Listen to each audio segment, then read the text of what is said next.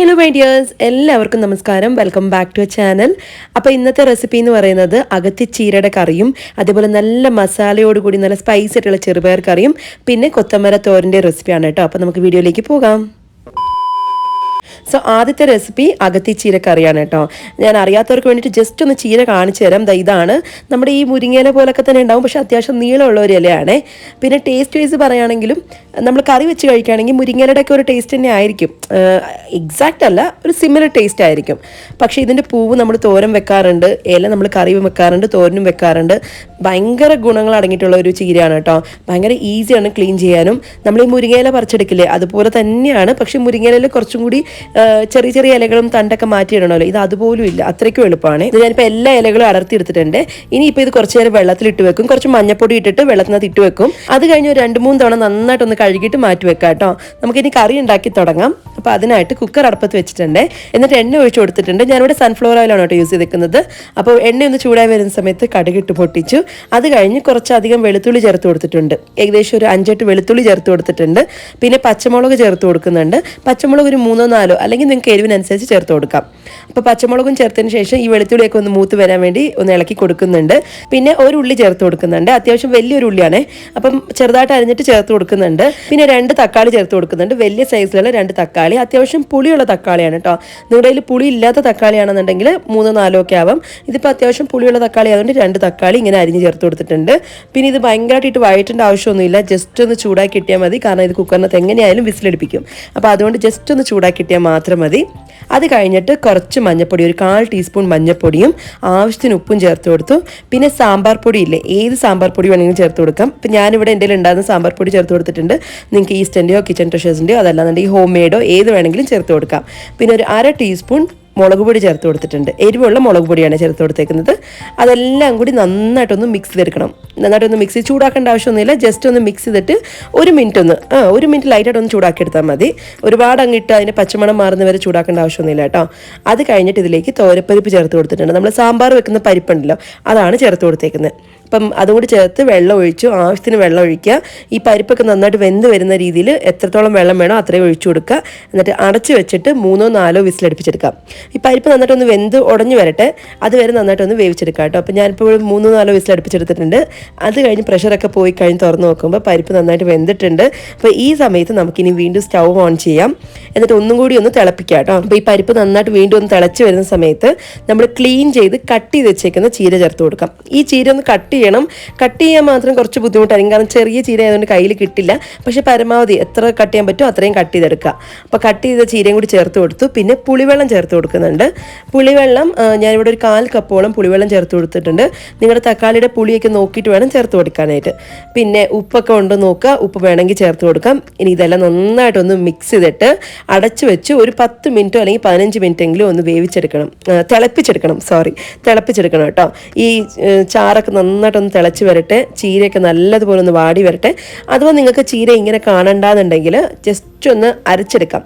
ചീര വെന്തതിന് ശേഷം കുറച്ച് മാത്രം ഒന്ന് അരച്ചെടുക്കുക കേട്ടോ. അത് കഴിഞ്ഞ് ഏറ്റവും ലാസ്റ്റിലായിട്ട് സ്റ്റൗവിൽ നിന്ന് മാറ്റി വെക്കുന്നതിന് തൊട്ട് മുമ്പായിട്ട് ജസ്റ്റ് ഒന്ന് ഉപ്പ് ചെക്ക് ചെയ്ത് നോക്കുക.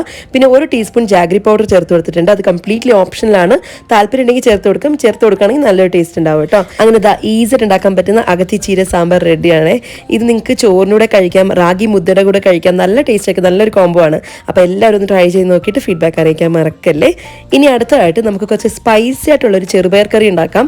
ഇത് നമുക്ക് പുട്ടിൻ്റെ കൂടെ അല്ലാതെയും ചപ്പാത്തിക്കും പൂരിക്കും ഇഡ്ലിക്കും ദോശയ്ക്കും ഒക്കെ നല്ലൊരു കോംബോ ആണ്. ഞാൻ തലേദിവസം തന്നെ ചെറുപയർ കുതിർത്ത് വെച്ചിട്ടുണ്ടായിരുന്നു വെള്ളത്തിൽ. അപ്പോൾ അത് നന്നായിട്ട് കഴുകിയതിന് ശേഷം ഒരു കുക്കറിലേക്ക് ഇട്ട് കൊടുത്തിട്ടുണ്ട്. എന്നിട്ട് ഒരു ഉള്ളി എടുത്തിട്ടുണ്ട്. ഒരു ഉള്ളി ഇതുപോലെ വലിയതായിട്ട് കട്ട് ചെയ്തിട്ടാണ് ചേർത്തേക്കുന്നത്. പിന്നെ 2 തക്കാളി ചേർത്ത് കൊടുത്തിട്ടുണ്ട്. അതും ഇതുപോലെ വലിയ കഷ്ണങ്ങളാക്കിയിട്ടാണ് ചേർത്ത് കൊടുത്തേക്കുന്നത്. പിന്നെ 3 പച്ചമുളക് ചേർത്ത് കൊടുത്തിട്ടുണ്ട്. ഒരു 1/2 ടീസ്പൂൺ മഞ്ഞൾപ്പൊടിയും ആവശ്യത്തിന് ഉപ്പും ചേർത്തു. എന്നിട്ട് ഈ ചെറുപയർ മുങ്ങിക്കിടക്കുന്ന രീതിയിൽ അത്രയും വെള്ളം ഒഴിച്ചു കൊടുത്തിട്ടുണ്ട്. എന്നിട്ട് അടച്ച് വെച്ച് 3-4 വിസിലടുപ്പിച്ചെടുക്കാം. നമ്മൾ ഈ ചെറുപയർ നന്നായിട്ട് ഉടച്ചെടുക്കും. അപ്പോൾ അതുകൊണ്ട് അത്യാവശ്യം നന്നായിട്ട് വെന്തോട്ടെ. ഇപ്പം 3-4 വിസിലടിച്ചതിന് ശേഷം പ്രഷറൊക്കെ പോയി കഴിഞ്ഞ് തുറന്ന് നോക്കുമ്പോൾ നല്ലതുപോലെ വെന്തിട്ടുണ്ട്. ഇനി ഇത് നമുക്ക് നല്ലതുപോലെ ഒന്ന് ഉടച്ചെടുക്കണം. അപ്പം ഞാനിവിടെ ഒരു മാഷർ യൂസ് ചെയ്തിട്ട് ഇതുപോലെയാണ് ഉടച്ചെടുക്കുന്നത്. അപ്പം ഞാൻ പകുതി ഉടച്ചെടുത്തിട്ടുണ്ട്, ബാക്കി പകുതി അങ്ങനെ തന്നെ കണ്ടോട്ടെ എന്ന് വിചാരിച്ചു. എന്നാലും ഓൾമോസ്റ്റ് ഒരു 80% ഉടച്ചെടുത്തിട്ടുണ്ട് കേട്ടോ. ഇനി നമുക്ക് കറി ഉണ്ടാക്കാം. അപ്പോൾ അതിനായിട്ട് ഒരു കടായി ചൂടാക്കാൻ വെച്ചു. എന്നിട്ട് എണ്ണ ഒഴിച്ചു കൊടുത്തിട്ടുണ്ട്. ഞാനിവിടെ സൺഫ്ലവർ ഓയിലാണ് യൂസ് ചെയ്തിരിക്കുന്നത്, വെളിച്ചെണ്ണയല്ല. അപ്പോൾ എണ്ണ ഒന്ന് ചൂടായി വരുന്ന സമയത്ത് കടുകിട്ട് പൊട്ടിച്ചു. അത് കഴിഞ്ഞിട്ട് ഒരു 1/2 ടീസ്പൂൺ നല്ല ജീരകം ചേർത്ത് കൊടുക്കുന്നുണ്ട് കേട്ടോ. നല്ല ജീരകം ഒന്ന് മൂത്ത് വരുന്ന സമയത്ത് ഇതിലേക്ക് വെളുത്തുള്ളി ചേർത്ത് കൊടുക്കാം. ഞാനിവിടെ ഒരു 5-6 വെളുത്തുള്ളി എടുത്തിട്ടുണ്ട്, അതിങ്ങനെ കട്ട് ചെയ്തിട്ട് ചേർത്ത് കൊടുത്തിട്ടുണ്ട്. പിന്നെ 3-4 വറ്റൽമുളക് ചേർത്ത് കൊടുക്കാം. ഇനി ഈ വെളുത്തുള്ളി ചെറുതായിട്ടൊന്ന് കളർ മാറി മൂത്ത് വരുന്ന സമയത്ത് മുളക് പൊടി ചേർത്ത് കൊടുക്കാം. മുളക് പൊടി ഇവിടെ ഞാൻ 1 ടീസ്പൂൺ എടുത്തിട്ടുണ്ട്. 1 ടീസ്പൂൺ മുളക് പൊടിയും അതേപോലെ തന്നെ 1 ടീസ്പൂൺ ഗരം മസാല പൊടിയും ചേർത്ത് കൊടുത്തു. എന്നിട്ട് പെട്ടെന്ന് തന്നെ ഒന്ന് ഇളക്കി എടുക്കണേ, കാരണം എന്ന് വെച്ചാൽ പൊടി കരിഞ്ഞു പോകും. അപ്പോൾ അതുകൊണ്ട് പെട്ടെന്ന് ഒന്ന് ചൂടാക്കി എടുക്കുക. ഉടനെ തന്നെ നമ്മുടെ കറി വേവിച്ച് ചെക്കുന്ന ചെറുപയറുണ്ടല്ലോ അതങ്ങ് ഒഴിച്ചു കൊടുക്കണം. എന്നിട്ട് എല്ലാം നല്ലതുപോലെ മിക്സ് ചെയ്തെടുക്കണേ. ഇനി നിങ്ങൾക്ക് ഈ സമയത്ത് വെള്ളം ചേർക്കണം തോന്നുകയാണെങ്കിൽ, അതായത് കറി കുറച്ചും കൂടി ലൂസായിട്ട് വേണം തോന്നുകയാണെങ്കിൽ വെള്ളം ഒഴിച്ചു കൊടുക്കാം. എന്നിട്ട് നന്നായിട്ടൊന്ന് തിളപ്പിച്ചെടുത്ത് കഴിഞ്ഞാൽ നല്ല ടേസ്റ്റ് ആയിട്ടുള്ള സ്പൈസി ആയിട്ടുള്ള ചെറുപയർ കറി റെഡിയാണ് കേട്ടോ. ഇത് നമുക്ക് ചോറിൻ്റെ കൂടെയും കഴിക്കാൻ പറ്റും. അത്യാവശ്യം നല്ല സ്പൈസിയാണ്. എല്ലാവരും ഒന്ന് ട്രൈ ചെയ്ത് നോക്കുക, ഒരു ഡിഫറെൻറ്റ് ടേസ്റ്റാണ്. അപ്പോൾ ഇനി അടുത്തതായിട്ട് കൊത്തമര തോരൻ, ഡിഫറെൻ്റ് ആയിട്ട് ഉണ്ടാക്കിയിരിക്കുന്ന കൊത്തമര തോരൻ്റെ റെസിപ്പിയാണ് പറയാൻ പോകുന്നത്. ഇത് അത്യാവശ്യം മൂത്ത കൊത്തമര ആയതുകൊണ്ട് തന്നെ ഞാൻ ജസ്റ്റ് ഒന്ന് കുക്കറിൽ വിസിലടുപ്പിച്ചെടുക്കുന്നുണ്ട്. അപ്പോൾ ഞാൻ കട്ട് ചെയ്ത് വെച്ചിരിക്കുന്നത് ഇതുപോലെയാണ് കട്ട് ചെയ്തെടുത്തിരിക്കുന്നത്. കുറച്ച് മാത്രം വെള്ളം ഒഴിച്ചിട്ട് അടച്ചു വെച്ച് ഹൈ ഫ്ലെയിമിൽ ഒറ്റ വിസിൽ മാത്രമേ അടുപ്പിച്ചെടുക്കുന്നുള്ളൂ കേട്ടോ. അതവിടെ വിസിൽ വരുന്ന സമയം കൊണ്ട് തന്നെ നമുക്കിതിലേക്ക് വേണ്ട ഒരു പൗഡർ റെഡിയാക്കി എടുക്കാം. ഒന്നുമല്ല, പച്ചക്കപ്പലിൻ്റെ ഉണ്ടല്ലോ അതൊന്ന് ചൂടാക്കിയിട്ട് പൊടിച്ചെടുക്കണം. അതാണ് നമ്മൾ ഇതിലേക്ക് ചേർക്കാൻ പോകുന്ന ഒരു സ്പെഷ്യൽ പൗഡർ എന്ന് പറയുന്നത്. ദത്തോലിയൊക്കെ കളഞ്ഞിട്ടുണ്ട്. ഇത് ചെറിയ ജാറിലേക്ക് ഇട്ടിട്ട് ഒന്ന് പൊടിച്ചിട്ട് മാറ്റി വെക്കാം.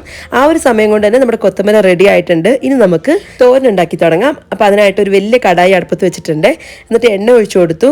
എണ്ണ ഒന്ന് ചൂടായി വരുന്ന സമയത്ത് കുറച്ച് കടുകിട്ട് പൊട്ടിച്ചിട്ടുണ്ട്. ഇനി ഇതിലോട്ട് ഉള്ളി ചേർത്ത് കൊടുക്കാൻ പോവാണ്. മീഡിയം സൈസിലുള്ള ഒരു ഉള്ളിയാണ് എടുത്തേക്കുന്നത്. എങ്ങനെ വേണമെങ്കിലും കട്ട് ചെയ്തിട്ട് ചേർക്കാം. ഞാനിവിടെ അത്യാവശ്യം നീളത്തിൽ കട്ട് ചെയ്ത് ചേർക്കുന്നുണ്ട്. അപ്പോൾ ഈ ഉള്ളിയുടെ കളറൊക്കെ അത്യാവശ്യം ഒന്ന് മാറി ചെറുതായിട്ടൊന്ന് വാടി വരണം. അതുവരെ നന്നായിട്ടൊന്ന് വഴറ്റിയെടുക്കുക.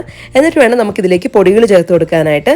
ഞാനിവിടെ ആദ്യം മഞ്ഞൾപ്പൊടി ചേർത്ത് കൊടുക്കുന്നുണ്ട്. ഒരു 1/4 ടീസ്പൂണും കുറച്ച് കൂടുതലായിട്ട് മഞ്ഞൾപ്പൊടി ചേർത്തു. ആ മഞ്ഞൾപ്പൊടിയുടെ ഒരു റോ സ്മെല്ല് പോകുന്ന വരെ ഒന്ന് ചൂടാക്കിയെടുത്തു. ഇനി ഇതിലോട്ട് മുളക് പൊടിയാണ് ചേർത്ത് കൊടുക്കാൻ പോകുന്നത്, എരിവുള്ള മുളക് പൊടി. അപ്പോൾ ഞാനിവിടെ 1 ടീസ്പൂൺ മുളക് പൊടി ചേർത്ത് കൊടുത്തിട്ടുണ്ട്. എന്നിട്ട് അതിൻ്റെ റോസ്മെല്ല് പോകുന്നവരെ ഒന്ന് ചൂടാക്കിയെടുത്ത് നിങ്ങൾക്ക് ഇതിന് പകരം ചില്ലി ഫ്ലേക്സ് വേണമെങ്കിലും ചേർക്കാം കേട്ടോ. പക്ഷേ ചില്ലി ഫ്ലേക്സ് ചേർക്കുന്ന സമയത്ത് അത്യാവശ്യം കൂടുതൽ ക്വാണ്ടിറ്റി ചേർക്കേണ്ടി വരും. അപ്പോൾ അതുകൊണ്ട് ഞാനിവിടെ 1 ടീസ്പൂൺ മുളക് പൊടിയാണ് ചേർത്തേക്കുന്നത്. എന്നിട്ട് അതിൻ്റെയൊക്കെ പച്ചമണം മാറി വരുന്ന സമയത്ത് നമുക്കിതിലേക്ക് വേവിച്ച് വെച്ചേക്കുന്ന കൊത്തമര ചേർത്ത് കൊടുക്കാം.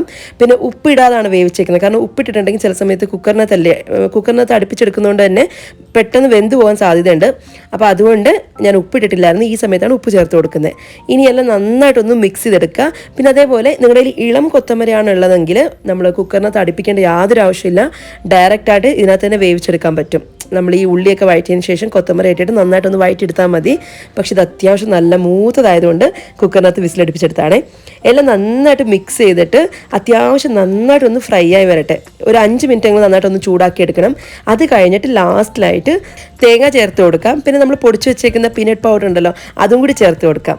ഇനിയെല്ലാം നന്നായിട്ടൊന്ന് മിക്സ് ചെയ്തിട്ട് 1 മിനിറ്റും കൂടി ഒന്ന് ചൂടാക്കി എടുക്കാം, തേങ്ങയുടെ പച്ചമണം മാറാനും. അതേപോലെ ഈ പൊടിയൊക്കെ നന്നായിട്ടൊന്ന് കോട്ടാക്കി കിട്ടാനും വേണ്ടിയിട്ട് 1 മിനിറ്റ് ഒന്ന് ഇളക്കിയെടുക്കാം. പിന്നെ ഏറ്റവും ലാസ്റ്റിലായിട്ട് കുറച്ച് മല്ലിയില ചേർത്ത് കൊടുക്കുക. അത് കംപ്ലീറ്റ്ലി ഓപ്ഷനിലാണ് കേട്ടോ. മല്ലിയില കൂടി ചേർത്ത് കഴിഞ്ഞാൽ നമ്മുടെ ഈസി ആൻഡ് ടേസ്റ്റി ആയിട്ടുള്ള കുറച്ച് ഡിഫറെൻറ്റ് ടേസ്റ്റ് ആയിട്ടുള്ള കൊത്തമര തോരൻ റെഡിയാണ് കേട്ടോ. നമ്മൾ ഈ പീനട്ട് പൗഡർ ചേർക്കുന്നതുകൊണ്ട് തന്നെ വേറൊരു ടേസ്റ്റ് ആയിരിക്കും. അപ്പോൾ എല്ലാവരും ഒന്ന് ട്രൈ ചെയ്ത് നോക്കൂ. ഇന്നത്തെ എല്ലാ റെസിപ്പീസും ഇഷ്ടമായെന്ന് വിശ്വസിക്കുന്നു. എല്ലാം ഈസി റെസിപ്പീസ് അല്ലേ. അപ്പോൾ ഇഷ്ടമാവുകയാണെങ്കിൽ ഒന്ന് ലൈക്ക് ചെയ്യാനും കൂടെ തന്നെ നമ്മുടെ ചാനലും സബ്സ്ക്രൈബ് ചെയ്ത് സപ്പോർട്ട് ചെയ്യാനും മറക്കല്ലേ. അടുത്തൊരു വീഡിയോ ആയിട്ട് കാണാം. ടാറ്റാ.